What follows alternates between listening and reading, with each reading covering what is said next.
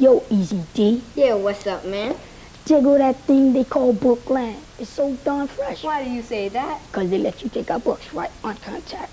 On contact, I do say, take out a book you won't repay.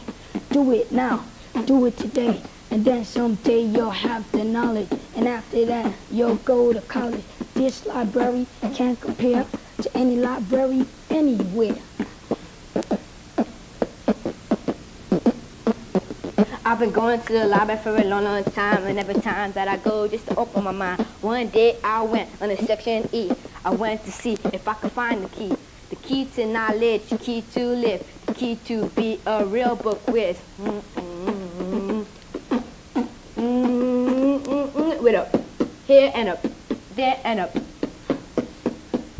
Reading books make me free. I'm as smart as can be. If you don't want to work very, very hard, read a book. It'll make you a star. A star in the sky, that's what you be. Doing everything that you like and see.